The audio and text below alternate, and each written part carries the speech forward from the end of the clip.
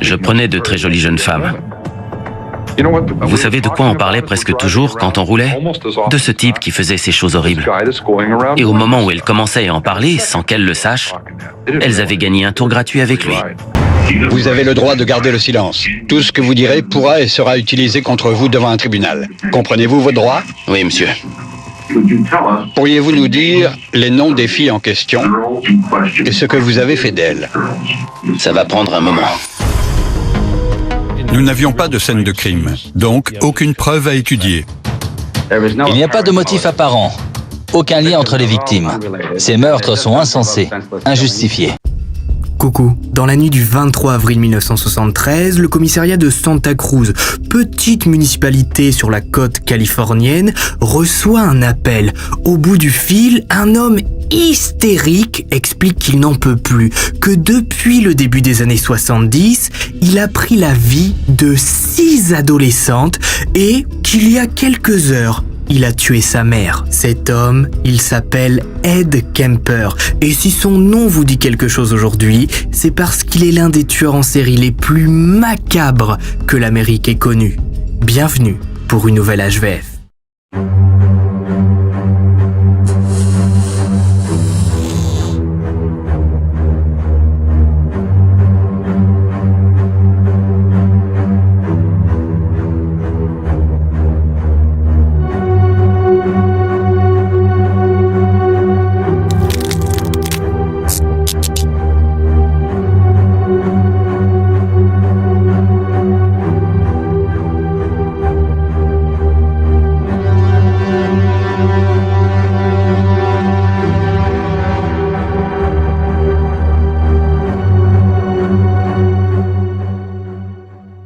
Salut à tous, c'est Max Skies. Aujourd'hui on se retrouve pour une nouvelle histoire à la fois vraie et flippante, spéciale tueur en série. Ça fait à peu près 3 mois je crois que j'avais pas traité d'affaires de tueurs en série américains sur la chaîne, depuis en fait que j'ai traité l'affaire BTK, parce que bon BTK je vous dis j'en avais fait un petit peu une overdose, mais surtout j'avais envie de revenir avec une longue HVF illustrée digne de ce nom, puisque Ed Kemper c'est pas n'importe qui. Le bonhomme fait 2 mètres de haut, plus de 130 kilos. Autant vous dire que ces victimes qui étaient des étudiantes de 18 à 25 ans n'ont eu aucune chance face à lui. Et ce qui fait aujourd'hui la popularité d'Ed Kemper, c'est que le bonhomme n'a aucune attache familiale. Il peut très bien par exemple prendre un fusil et tirer sur ses grands-parents. Mais bon, là je vais un petit peu vite. Installez-vous. N'oubliez pas de vous abonner. Et on est parti. Les premières disparues. J'ai aperçu 2 filles faisant de l'autostop. Elles avaient un carton disant vouloir aller à Stanford. Des petites poupées qui font de l'autostop, très sûres d'elles. Je veux me tester, voir si je peux résister à la tentation. Quand je les ai prises en stop, je leur ai dit que j'allais à Stanford. C'était faux.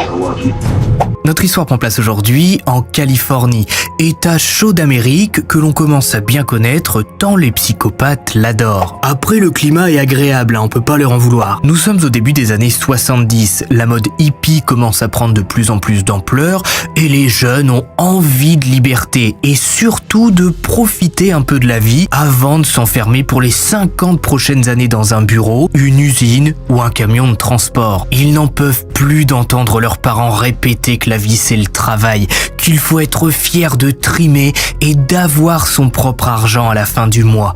Eux, ils veulent vivre et s'évader. Mais pour s'évader quand on n'a pas le permis ni quelconque moyen de transport, c'est un petit peu compliqué. Donc, qu'est-ce qu'on fait? On fait du stop le pouce en l'air ou avec une pancarte.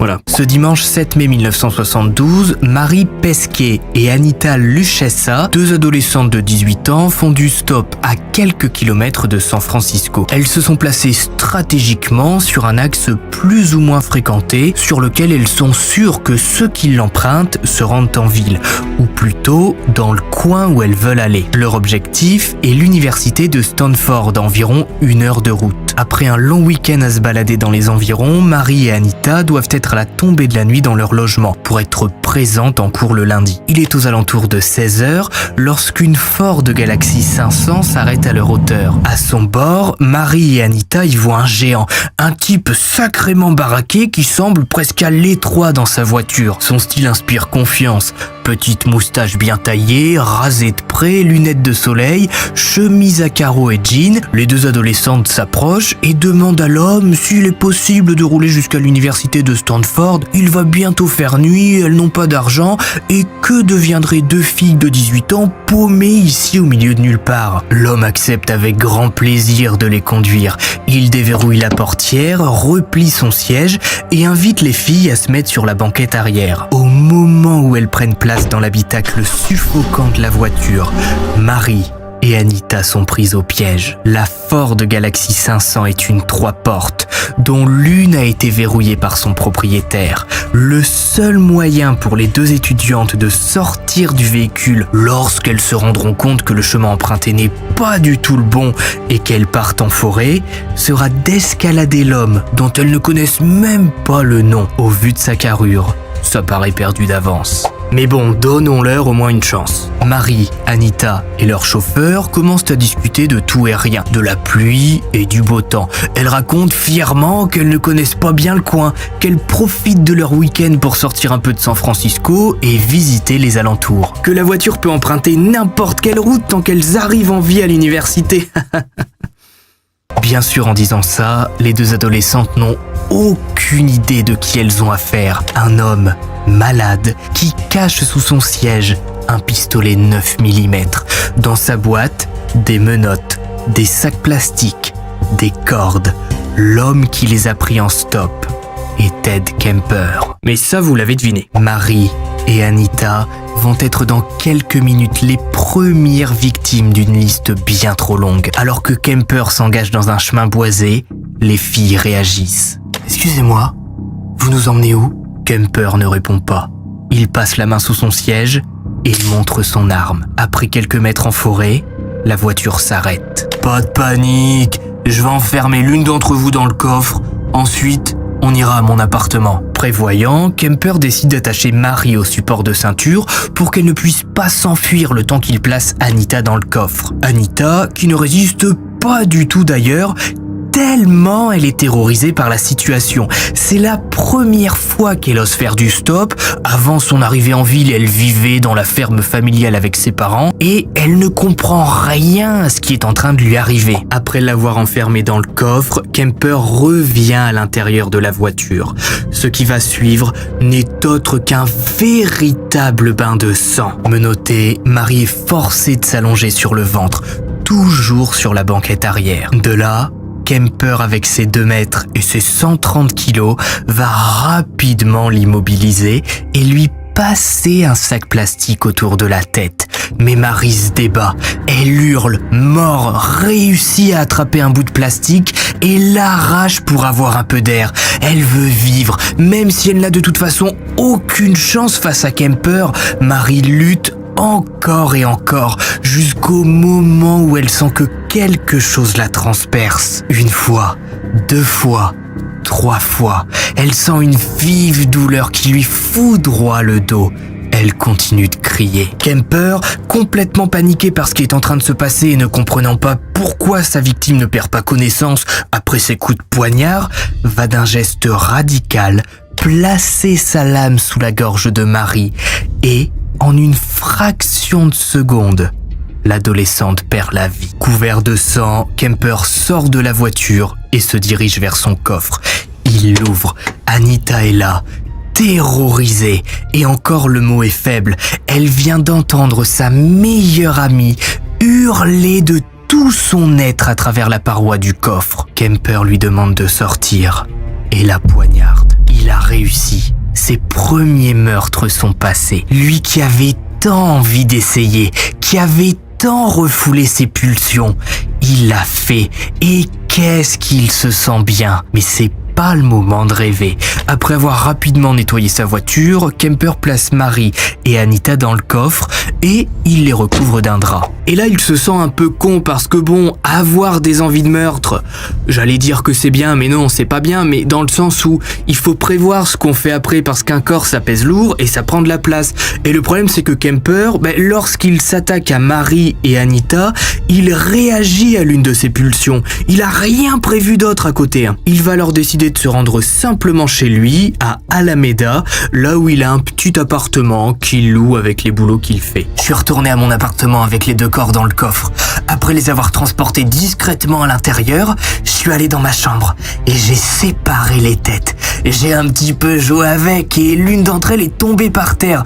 Mon voisin du dessous a pris un balai pour frapper au plafond. J'avais fait beaucoup de bruit pendant la découpe avec ma scie. J'ai alors répondu « Désolé mon pote, j'ai fait tomber ma tête ». Sacré humour, Ed Kemper, je sens qu'on va bien s'amuser avec lui. Après avoir eu des relations avec ses victimes inertes, Kemper va se débarrasser d'elles en les enterrant dans un coin reculé du comté de Santa Cruz, là où personne n'ira jamais les chercher. En guise de trophée et pour satisfaire ses envies, il va tout de même garder les têtes quelques jours dans sa chambre avant de s'en débarrasser également. Ed Kemper, à l'âge de 23 ans, vient de prendre goût à la peur et au sang de ses victimes. Le 11 mai 1972, Mary et Anita sont portées disparues.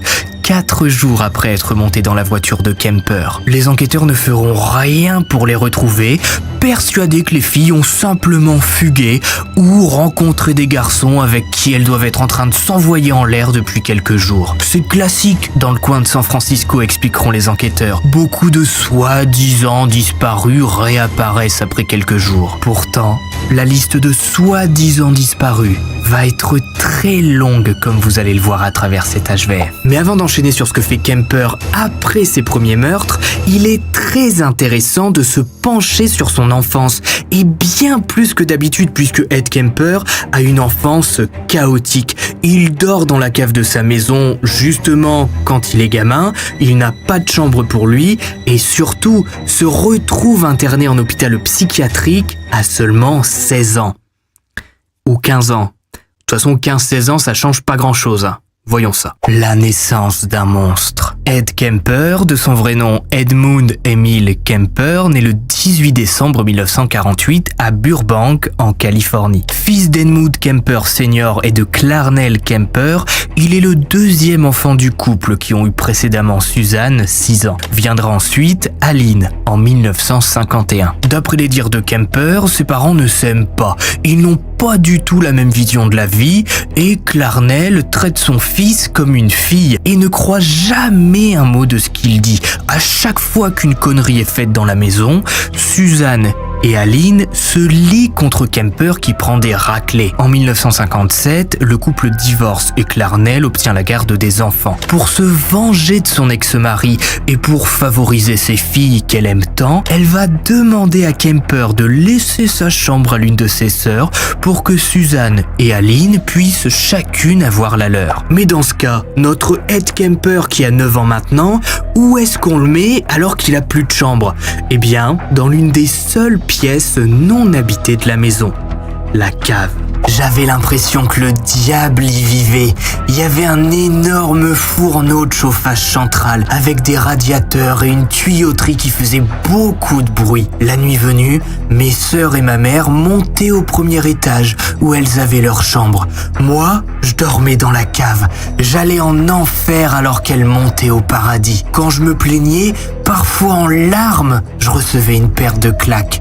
Ma mère me disait « Mais qu'est-ce qui cloche avec toi? T'es vraiment une poule mouillée !» Ces nuits dans la cave vont durer plusieurs longs mois avant que le père de Kemper, lors d'une visite pour voir ses enfants, se rende compte de la situation. Il va menacer Clarnell de porter plainte si elle ne rendait pas à son fils sa chambre. Par peur d'avoir des ennuis, Clarnell fera remonter Kemper qui récupérera son lit. Faut savoir que la mère de Kemper est très stricte avec lui pour une raison. Et pas une bonne raison, attention. En fait, dans la famille proche de Kemper, il y a un cousin qui est devenu homo. Et Clarnell, la mère de Kemper, s'est persuadée que si elle n'élevait pas son fils à la dure, en lui mettant des gifles, en le faisant dormir dans la cave, en l'insultant et en le dénigrant, lui aussi allait commencer à s'intéresser aux hommes. Oh, vous savez, vu les mentalités de certains aujourd'hui au 21e siècle, ce genre de mentalité venant des années 50-60, c'est pas vraiment un truc qui me choque. Toujours en 1957, Clarnell décide de déménager avec sa famille dans le Montana pour débuter une nouvelle vie. C'est le début d'une ère assez étrange pour Kemper qui se retrouve seul. Lui qui n'a jamais vraiment eu d'amis, avait au moins quelques connaissances dans son école en Californie. Là, il se retrouve sans rien et les autres le trouvent bizarre. Ce grand dadé là qui fixe les gens sans rien dire, sans un mot. Il fait peur à ses camarades. Et les seules fois où il ose parler, c'est pour raconter comment il tue des petits animaux, comme le chat de sa famille par exemple, qu'il enterre vivant avant de récupérer la tête pour en faire un totem dans sa chambre. Oui, un totem. Et non, il n'y a pas d'image. Il va aussi s'attaquer au beau chat siamois de sa grande sœur qu'il va découper et laisser pourrir dans son placard. C'est sa mère qui découvrira les restes. Kemper niera les faits. Oui, le mythe du tueur en série qui tue des petits animaux dans son enfance est vrai, surtout avec Ed Kemper. Donc, si vous avez un cousin qui aime étrangler des petits chats ou arracher les ailes des mouches, fuyez, loin, ou dénoncez-le à la police. Mal aimé, mal dans sa peau, sans attache familiale ni amie, Kemper part à l'automne 1963 rejoindre son père qui depuis s'est remarié à Los Angeles. Il faut bien se rendre compte que pour Kemper, son père c'est son héros. Il a été mobilisé lors de la Seconde Guerre mondiale, il est revenu en vie. Bon, ça c'est logique. Et à 15 ans, Ed Kemper fait déjà 1m90. Son père fait 2 mètres physiquement. Ils se ressemblent et le père comprend pourquoi son fils est mal à l'aise vis-à-vis de son apparence. Ses camarades sont en pleine puberté et sont pas bien grands par rapport à lui. Inscrit dans un collège en banlieue de Los Angeles, Kemper n'arrive toujours pas à se rapprocher des gamins de son âge et il ne s'ouvre pas à la nouvelle femme de son père qui, à la nuit tombée, explique à son mari que son fils est étrange et qui lui fait peur. Lors des repas, il la fixe, ne dit rien, mange doucement et part dans sa chambre. Pendant les vacances de Noël 1963, Kemper Senior va expliquer à son fils que il ne peut pas le garder chez lui. Il a des problèmes d'argent et ce serait mieux si Kemper partait chez ses grands-parents. Ce qui est totalement faux, bien sûr. Son fils le fait juste flipper et sa nouvelle femme n'en veut plus. Le père de Kemper va donc lui proposer d'aller vivre chez ses grands-parents à North Fork, petit village en Californie, là où ils tiennent une ferme. Enfin, là où ils ont tenu une ferme plutôt, puisqu'ils sont tous les deux à la retraite et coulent des jours heureux dans leur bâtisse au milieu des champs. Kemper accepte à contre-cœur. Il ne veut pas retourner vivre chez sa mère avec ses sœurs, mais il se sent trahi par son propre père qu'il aime tant. Lui aussi le rejette, lui aussi lui dit de partir. L'ado de 15 ans débarque à la fin des fêtes de Noël chez Maud et Edmund Kemper. Bon, pour les besoins de compréhension de cet HVF, on appellera le grand-père d'Edmund Kemper, qui s'appelle Edmund Kemper, Robert. Petite parenthèse, mais lorsque Clarnell va apprendre que son fils est parti vivre chez ses grands-parents, elle préviendra son ex-mari en disant « Ed est vraiment un drôle d'oiseau. Tu prends des risques en le laissant avec tes vieux parents.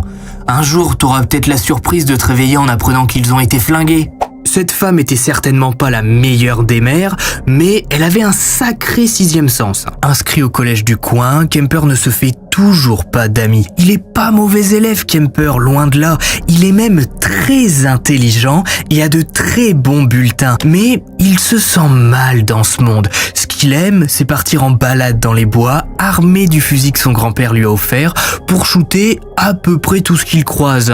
Lapins, taupes, renards, petits oiseaux, chats. Kemper exulte à chaque coup de feu. J'ai dégommé tout ce qui bougeait.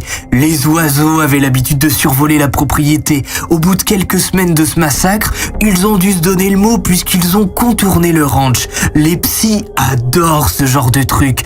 Un gosse tue des oiseaux, oh, il va devenir maniaque.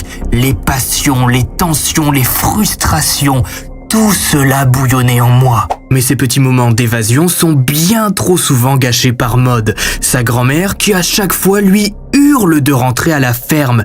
Cette grand-mère, Kemper, il la déteste. Elle lui fait bien trop penser à sa propre mère qui tout le temps lui reproche des choses. À chaque fois, Maud explique à Kemper qu'il n'a pas honte, qu'il coûte bien trop d'argent à son pauvre grand-père qui n'a déjà pas une bien grosse retraite.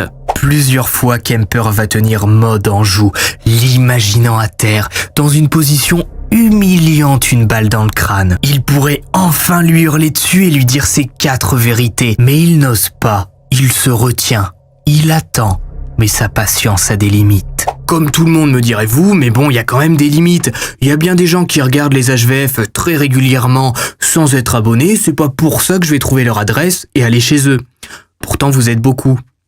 Un peu trop à mon goût. Alors faites-le, c'est gratuit. Allez. Le jeudi 27 août 1964, Kemper est en compagnie de sa grand-mère. L'adolescent est en charge de l'aider à corriger, relire un livre pour enfants que Maud Kemper écrit. Sauf qu'il ne fait rien. Ce livre et ses histoires, il s'en fout. Maud le voit bien. Et une fois de plus, elle se met à lui hurler dessus en lui disant que si c'est pour faire ça, autant qu'il quitte la pièce et qu'il parte se balader. Elle n'aime pas avoir un bon à rien dans les pattes. Kemper se lève et dit « Bon, je pars chasser le lapin ». Il se rend dans l'entrée, ouvre le petit placard et prend la carabine 22 longue griffe. D'un coup, Kemper est pris d'une tension, une haine, une rage explosive lorsqu'il se rend compte que sa grand-mère est là, assise, sans défense. Elle lui tourne le dos sur sa chaise, cette mégère. Il pourrait le faire, là, maintenant. Son grand-père est parti et il ne rentrera que dans quelques heures. Kemper lève son arme, vise et tire. Maud Kemper, 66 ans, s'effondre sur sa table de cuisine. Une balle dans le crâne, 2 balles dans le dos. Il l'a fait. Il a réussi. Kemper est calme, comme libéré d'un poids. Mais il réagit vite pour que le tapis de cuisine ne soit pas taché. Maud est transportée dans la chambre à coucher. Et Kemper commence à réfléchir à une explication. Qu'est-ce qu'il va bien pouvoir baratiner à son grand-père?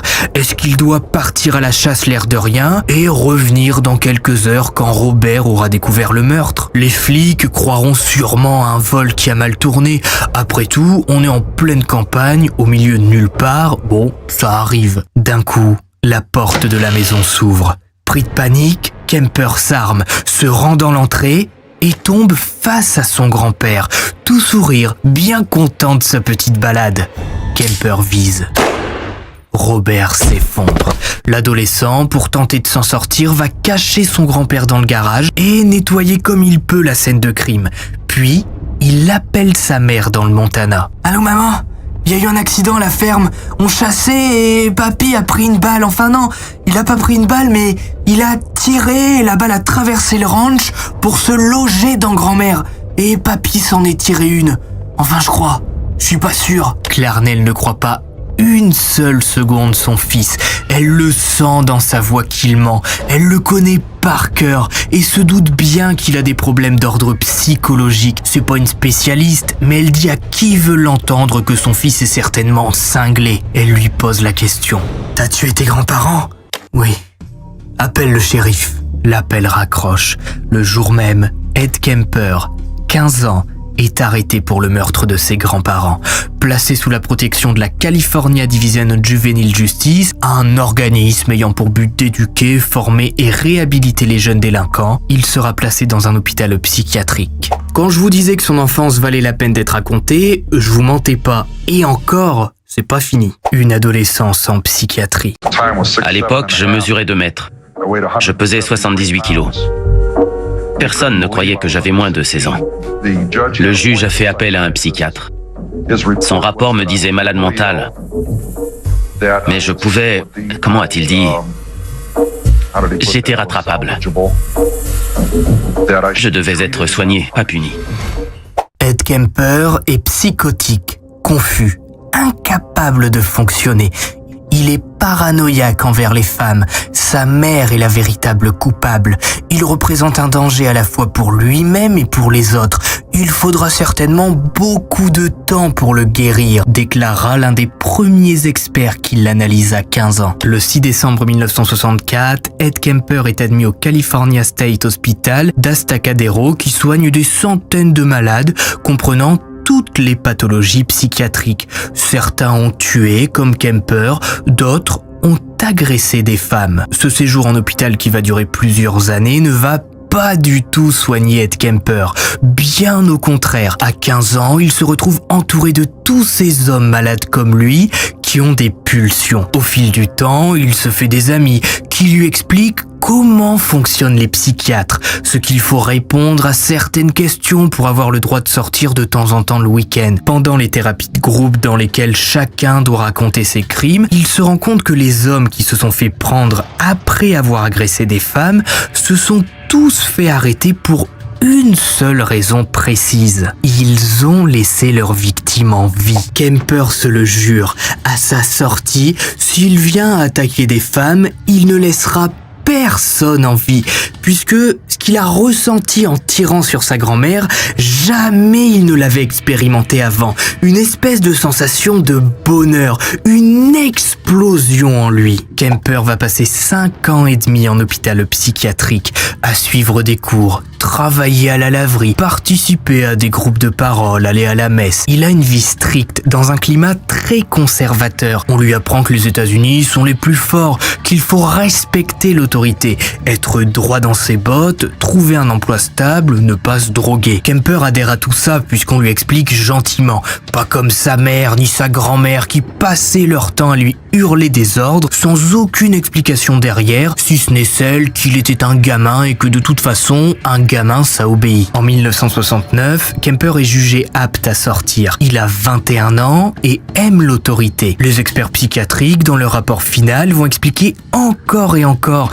à l'organisme chargé de s'occuper de la liberté de Kemper qu'il ne doit surtout pas être remis entre les mains de sa mère. C'est elle qui le brusque et qui le rend dingue. Eh bien, devinez chez qui Kemper va être envoyé à sa sortie d'hôpital psychiatrique ? Chez sa mère. Ça valait bien la peine de faire 5 ans d'hôpital pour au final retourner au même point. Tout le mental que s'était forgé Kemper s'écroule dès la première dispute, lorsque sa mère le traite de poids lourd, qu'elle lui dit qu'à cause de lui, elle ne pourra jamais se remarier et retrouver un mari pour subvenir à ses besoins. Qui voudrait d'une dame comme elle, avec un monstre qui sort d'hôpital psychiatrique après avoir tué ses grands-parents à coups de carabine ?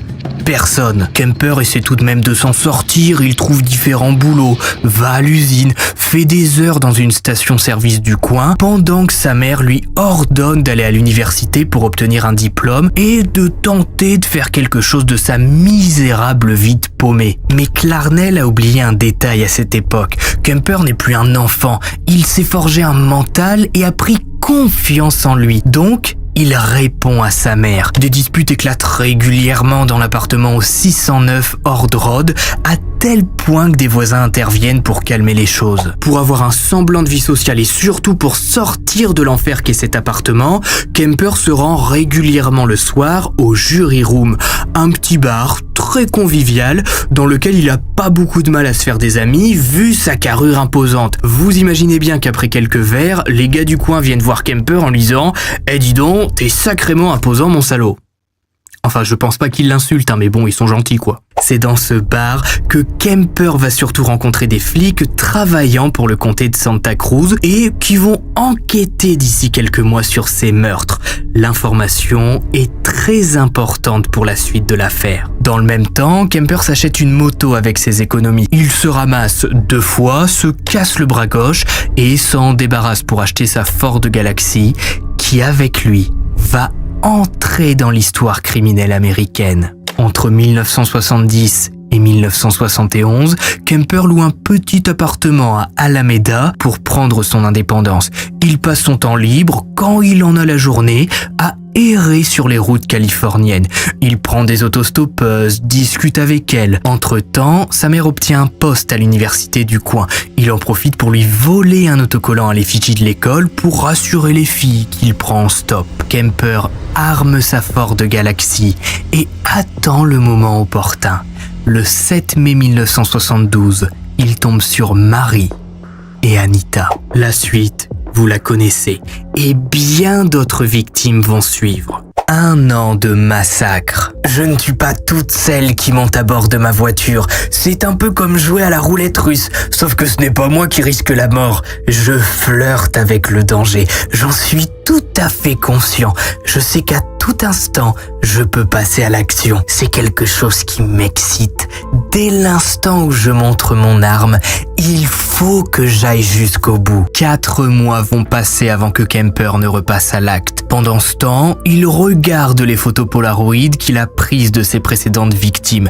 Et puis, il le dira lui-même plus tard. Je ne sors pas tous les jours dans l'idée de me trouver des victimes.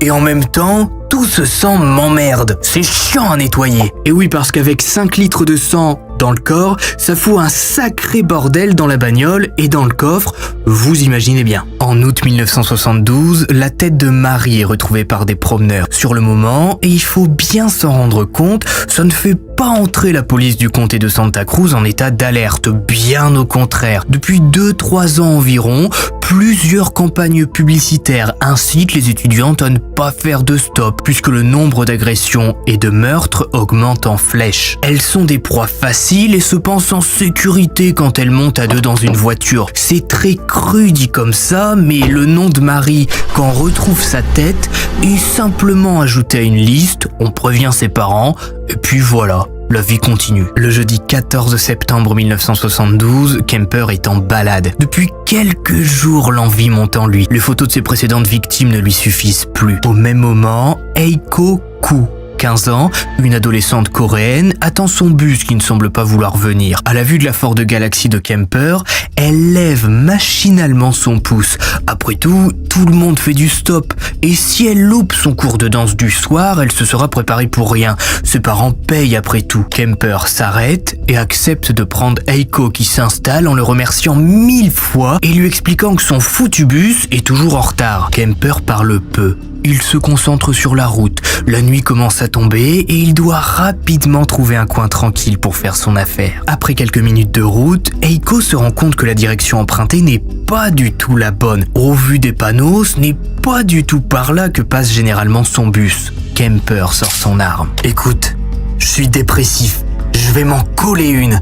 Je veux juste parler un peu avant la fin. Si tu ne cries pas et que tu discutes un peu avec moi, je te laisserai partir tranquillement. Je vais me garer dans ce chemin, t'attacher et te bâillonner. Tu vas m'écouter parler. Eiko ne réagit pas. D'un simple geste de la tête, elle accepte. De toute façon, elle est coincée. Seule à 15 ans dans cette voiture conduite par un géant de 2 mètres, tout va aller très vite. Kemper se gare, prend ses cordes et les enroule autour d'Eiko. Bâillonnée, elle n'a plus que son nez pour respirer. Kemper lui pince, mais Eiko se débat avant de perdre connaissance, puis de revenir à elle. Kemper se remet donc au-dessus d'elle et cette fois-ci ne lâche plus. Agressé puis placé dans le coffre, enroulé dans un drap, Kemper va rouler avec sa nouvelle victime jusqu'à un bar qu'il croise par hasard. Il s'y arrête, boit quelques bières et avant de remonter en voiture, il ouvre son coffre pour, je cite, « s'assurer qu'elle est bien morte et savourer mon triomphe, admirer le boulot et sa beauté comme le ferait un pêcheur satisfait de sa proie. » Après avoir quitté le bar, Kemper rend visite à sa mère à Aptos. Il discute avec elle 30 minutes, puis repart. Clarnell n'a rien vu, rien ressenti. Arrivé à son appartement d'Alameda, Kemper transporte Eiko jusque dans sa chambre et commence son œuvre. Il découpe et a envie de tenter de nouvelles choses. Cuire quelques bouts avec du fromage pour goûter. Non pas qu'il ait un penchant cannibale, mais il veut essayer, voir ce que ça fait et aussi repousser ses limites. Pour la première fois de sa vie ce soir-là, Kemper mange de la viande humaine. Dans les jours qui suivent, il se débarrasse des restes dans les zones boisées alentour, mais garde la tête qu'il place dans le coffre comme un trophée. Et attention, accrochez-vous pour cette partie, puisque Kemper, le samedi 16 septembre, va rendre visite à 2 psychiatres pour demander l'effacement de son casier judiciaire. Les psychiatres déclarent: si j'avais ignoré le passé de cet homme, je dirais que je me trouve face à un jeune homme intelligent, équilibré et qui ne manque pas d'esprit d'initiative. D'un point de vue psychiatrique, Ed Kemper ne présente aucun danger pour lui-même ou la société. Au moment où les psychiatres signent le papier à transmettre au tribunal, dans le coffre de la voiture de Kemper qui est garée sur le parking du cabinet, repose la tête d'Eiko. On peut quand même faire difficilement moins réadaptable qu'Ed Kemper. Les médias ont fait tout un fromage sur ces histoires de têtes coupées que je baladais avec moi dans le coffre de ma voiture. Oh, ça m'est arrivé une fois. Et même si j'avais voulu, ce n'était pas possible. Vous savez pourquoi? Il faisait pas loin de 40 degrés dans la vallée. Une véritable fournaise. Et ma voiture n'est pas climatisée. Je vais pas rouler avec une tête qui va empester. Ce jour-là, je l'ai emporté parce que le propriétaire de mon appartement est une fouille merde qui aime se pointer chez moi quand je suis pas là. On imagine bien sûr facilement la tronche de la propriétaire en entrant dans l'appartement et en découvrant une tête exposée sur la salle à manger. Bon, en même temps, propriétaire ou pas, elle a pas à aller fouiller ses locataires. Et puis la vie continue. Un jour, alors qu'il se rend chez son patron pour lui parler de son arrêt de travail parce qu'il a eu un énième accident et qu'il a le bras dans le plâtre, Kemper va rencontrer justement la fille de ce patron qui se nomme Martha. Les deux vont commencer à flirter, puis vont sortir ensemble. On sait peu de choses concernant Martha, puisque contrairement à la femme de Ted Bundy par exemple, eh bien, elle n'a pas souhaité s'exprimer publiquement concernant Ed Kemper. Tout ce que j'ai pu trouver à propos d'eux était qu'ils étaient un couple banal, sans histoire, et qu'Ed Kemper n'a jamais montré son autre personnalité à Martha. Malgré tout, le fait de se mettre en couple et d'avoir une chance de s'en sortir dans la vie ne va pas du tout stopper Ed Kemper. Sa santé mentale prend un sacré coup lorsque la médecine du travail lui interdit de reprendre son job à cause de son bras gauche encore faible suite à son accident. Ne touchant aucune aide, il est forcé de rendre son appartement et retourner chez sa mère à Aptos. Le 8 janvier 1973, Kemper, n'ayant désormais plus de casier judiciaire, achète légalement sa propre arme à feu, un pistolet calibre 22. Le soir même, il part en chasse sur le campus de l'université de Santa Cruz, comme un gamin qui vient d'acheter un nouveau jouet. Il veut absolument s'en servir et voir la réaction de sa future victime quand il va sortir son gros calibre. Vers 17h, il pleut à verse dans le comté. Près de l'université, les étudiantes courent dans tous les sens pour se mettre à l'abri. Kemper repère alors Cindy Scholl dans un coin isolé qui fait du stop sous la pluie. Elle a 18 ans et rêve de devenir prof. À 7h, elle vient de terminer une garde d'enfants et doit rentrer chez elle pour se changer avant d'aller à son cours du soir. Elle monte sans se faire prier dans la Ford Galaxy de Kemper, s'assoit côté passager et le remercie de s'être arrêté vu la tempête qui approche. Cindy enlève son sac, se recoiffe un peu, regarde un petit peu autour d'eux, puis tente d'engager la conversation avec Kemper. Sauf qu'à ce moment-là, elle se rend compte qu'il pointe son tout nouveau flingue sur elle. Bon courage. Qu'est-ce que tu fais? T'en fais pas. Je suis dépressif. J'ai juste besoin de parler à quelqu'un. On va aller dans un coin calme. Cindy supplie Kemper de la laisser partir, qu'elle ne dira rien à personne. Mais Kemper le sait. Il sait qu'elle ment. Il l'a appris pendant son séjour en hôpital psychiatrique. Ne jamais laisser partir une personne que l'on prend en chasse. Pendant plus de 2 heures, Kemper va rouler en direction de Watsonville. Bon, à la base, il ne vise pas ce lieu précisément, mais c'est dans ses alentours qu'il s'arrête. Cindy lui demande ce qu'il fait, ou plutôt ce qu'il va faire. Bien sûr qu'elle a entendu parler des étudiantes à qui il arrivait malheur en faisant du stop, qui tombaient sur des pervers les retenant toute une nuit. Kemper la rassure. T'en fais pas, il va rien t'arriver. On va aller chez ma mère discuter, mais je ne veux pas que les voisins te voient. Sors de la voiture et grimpe dans le coffre. Il y en a pour 10 minutes. Cindy sort de la voiture et, au moment où elle s'apprête à se mettre dans le coffre, elle sent un geste brusque de la part de Kemper. Elle se retourne rapidement.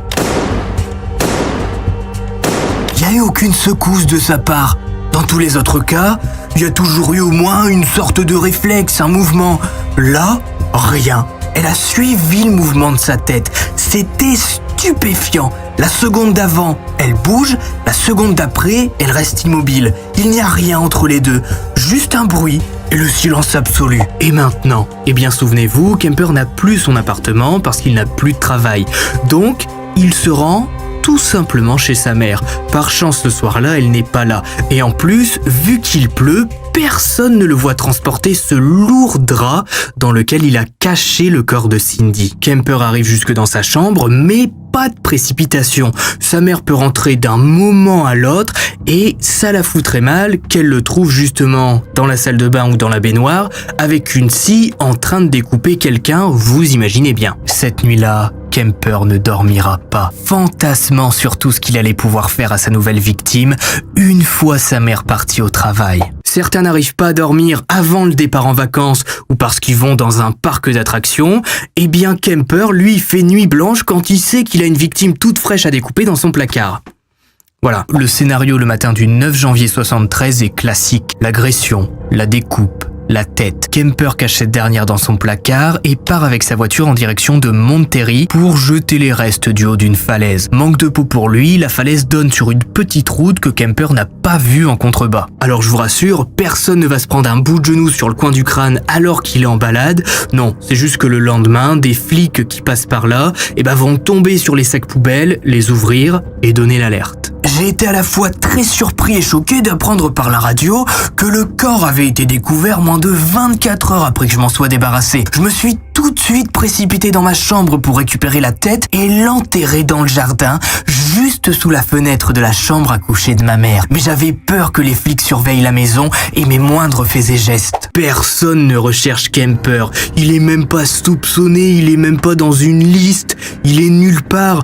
Personne ne soupçonne Ed Kemper, ce grand gaillard qui a eu un petit accident, qui peut plus travailler et qui est chez sa mère qui lui mène la vie dure. Le 5 février 1973, un mois après le meurtre de Cindy Scholl, Kemper sort furax de chez lui après une dispute avec sa mère. Il prend sa voiture direction le campus, toujours avec son petit autocollant collé sur le pare-brise pour rassurer ses victimes. Sur les lieux, il aperçoit Rosaline Thorpe, 23 ans, étudiante en langue et psychologie. Il pleut une fois de plus à verse et elle veut rentrer au plus vite chez elle pour se mettre au sec. D'habitude, elle vient en cours à vélo, mais avec le mauvais temps, elle a préféré prendre le bus à l'aller. Kemper l'invite à monter. Elle est très ouverte, très sympathique, et je me demande comment agir. Au bout d'un moment, j'ai décidé que c'était bon, qu'elle serait mienne, sûr et certain. Alors qu'il quitte le campus sous la pluie battante, Kemper croise Alice Liu, 21 ans, qui elle aussi fait du stop pour entrer chez elle sans se faire tremper. Elle est fille d'ingénieur et est en dernière année à l'université. En voyant Kemper s'arrêter avec à côté de lui Rosaline, Alice n'hésite pas une seule seconde à grimper sur la banquette arrière. Tout va aller à une vitesse folle. Leur vie va s'arrêter là en une fraction de seconde. Quelques centaines de mètres plus loin, nous sommes seuls sur la route. La vue est superbe. On voit Santa Cruz qui est illuminée en contrebas. Rosaline ne remarque rien. On continue de discuter et je pointe mon arme. J'hésite peut-être une seconde, mais pas plus, car la fille sur la banquette arrière est forcée de me voir agir. Alice hurle de terreur. Kemper se retourne. Dans un chemin à l'écart de la route, Kemper gare sa Ford et descend les deux corps qu'il place dans le coffre. Il se rend ensuite dans une station-service déserte dans laquelle il se fait une rapide toilette pour enlever les taches de sang qu'il a sur ses vêtements et roule jusque l'appartement de sa mère. Il ne descend pas Alice et Rosaline. Quand il entre dans l'appartement, sa mère est devant la télé. Il lui dit qu'il sort s'acheter des cigarettes. Personne ne va rien voir. Kemper, garé sur le parking de l'appartement, découpe en pleine nuit dans son coffre. Le lendemain matin, il attend une nouvelle fois que sa mère parte au travail pour transporter ses victimes jusque dans sa chambre et en abuser. Après ces faits, Kemper replace les deux adolescentes dans son coffre. Il ne gardera rien d'Alice et Rosaline. Les deux seront jetés dans les environs d'Eden Canyon Road et les restes seront retrouvés le 14 février. Kemper le dira lui-même plus tard. Il teste ses limites. Il se fait peur. Il veut voir jusqu'où il peut aller dans l'horreur. Il ne veut pas se rendre si facilement. Il veut terminer sa carrière sur un coup d'éclat pour être sûr d'entrer dans l'histoire, pour être sûr qu'en 2022, des types puissent par exemple toujours parler de lui. Je voulais faire une démonstration aux autorités de Santa Cruz, leur prouver que je ne plaisantais pas, qu'ils avaient vraiment affaire à un monstre. J'avais envie de détruire tous mes voisins, une douzaine de familles. Mon attaque aurait été lente, méthodique, silencieuse. Je savais que je pouvais le faire. L'acte final.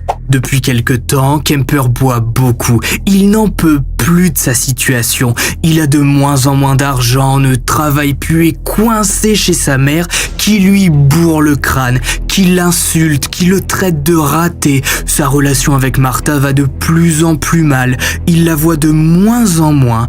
Et Kemper, un jour, va décider de changer sa vie. Il veut prouver au monde qu'il n'est pas un raté, qu'il peut prendre des décisions et qu'il peut devenir une star, que des gens peuvent parler de lui et s'intéresser à lui. Je peux vous dire que ça va pas louper. Le soir du 20 au 21 avril 1973, Kemper est complètement torché. Il est en pleine crise. Il ressasse son enfance misérable. Sa mère qui l'a foutu dans une cave. Son père qui a foutu le camp puis qui l'a abandonné dans la ferme de ses grands-parents. Kemper le sait et il se le dit. Tant que sa mère vivra, des femmes continueront de mourir. Vers 4 heures du matin, il sort de sa chambre, marteau en main, pour entrer dans la chambre de sa mère qui dort comme une pierre. Elle n'entend rien et ne se réveillera plus jamais. Kemper lève son bras et l'abat sur le crâne de sa mère qui se fracasse. Kemper suit son plan habituel et découpe. Et on en vient à l'anecdote qui a fait entrer Ed Kemper dans l'histoire, puisque le fait qu'il s'attaque à des étudiantes, c'est pas quelque chose de choquant pour l'époque, surtout sur la côte ouest, dans le sens où si Kemper n'avait fait que ça, il n'aurait pas aujourd'hui cette réputation de tueur en série et d'homme complètement fou, capable de s'attaquer carrément à ses proches. Ce qui va faire les gros titres de la presse, c'est que Kemper va poser la tête de sa mère sur la cheminée et va la cibler pour jouer aux fléchettes. Il l'utilisera également pour se satisfaire, ce qu'il niera encore et toujours malgré les rapports d'experts. Clarnell n'est plus, mais Kemper n'a toujours pas envie de se rendre. Bien au contraire, il se demande surtout comment il va pouvoir s'en sortir cette fois pour expliquer l'absence de sa mère. Certes, on est samedi, personne ne l'attend nulle part, mais lundi, son travail risque d'appeler. Kemper a alors une idée. Créer un scénario de toutes pièces. Sa mère est partie en week-end avec une amie et les deux femmes ne sont jamais revenues. Cette amie, ce sera Sarah Hallett, qui l'appelle et qui l'invite à venir manger, pour faire plaisir à sa mère. Surprise! Sarah arrive sur les coups de 18h. Et se prend un coup de marteau. Après tant d'émotions, Kemper va aller se détendre au jury room avant de passer la nuit dans le lit de sa mère. Dimanche, il se réveille tranquillement.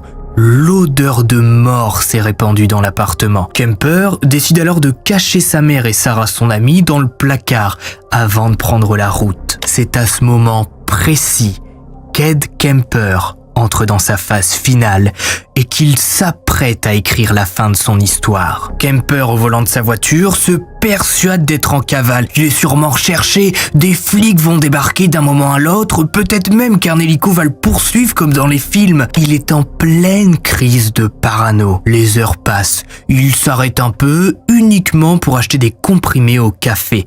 Il écoute la radio, mais rien. Personne ne parle de lui, de sa mère, de Sarah, des trophées retrouvés dans l'appartement qui appartiennent à des étudiantes disparues. 10 heures, 15 heures, 20 heures, 30 heures de route à foncer à travers les grandes nationales américaines. Kemper perd patience. Dans la nuit du 23 avril 1973, il s'arrête dans les alentours de Pueblo, au Colorado. Il est complètement à l'ouest, n'a pas dormi depuis plus de 24 heures et s'endort à moitié. Il compose alors le numéro de la police de Santa Cruz. Ce soir-là, la plupart des flics avec qui il a fait ami au bar sont de service. Commissariat de Santa Cruz, je vous écoute. Allô? J'ai commis un meurtre. Qui êtes-vous, monsieur? Ed Kemper. Ed, oh, qu'est-ce que tu racontes? T'as sûrement encore trop bu, mon cochon. Allez, va dormir un peu et rappelle quand ça ira mieux. L'appel raccroche. Kemper somnole un peu, attend quelques dizaines de minutes et rappelle. Commissariat de Santa Cruz, je vous écoute. C'est Ed Kemper. commis plusieurs meurtres. Oh, écoute Ed, tu vas pas nous embêter toute la nuit. Va dormir, je t'ai dit. Il faudra 3 appels pour qu'un officier soit envoyé chez sa mère, histoire de vérifier les dires de Kemper. Tellement ses amis flics n'y croient pas. C'est le sergent Alufi qui débarque sur place et qui ouvre le placard comme l'a demandé Kemper. Face au corps, il s'empresse de donner l'alerte. Les équipes de Pueblo, là où se trouve Kemper, sont appelées. La cabine téléphonique est rapidement cernée par plusieurs voitures. Kemper se rend sans faire de vagues. Il est de toute façon épuisé et n'a pas la force de se battre. Remis aux enquêteurs de Santa Cruz, Kemper va tout déballer pendant le trajet qui le ramène dans le comté. Il va tout raconter en détail, tous ses crimes, citer toutes ses victimes. Kemper va mener les enquêteurs là où il s'est débarrassé des corps. 6 mois après son arrestation, le procès d'Ed Kemper est organisé et s'ouvre le 25 octobre 1973. Kemper décide de plaider non coupable pour tenter d'être interné plutôt qu'envoyé en prison. La vie en hôpital psychiatrique est bien plus plaisante que dans une prison froide américaine. Son avocat, James Jackson, le sait.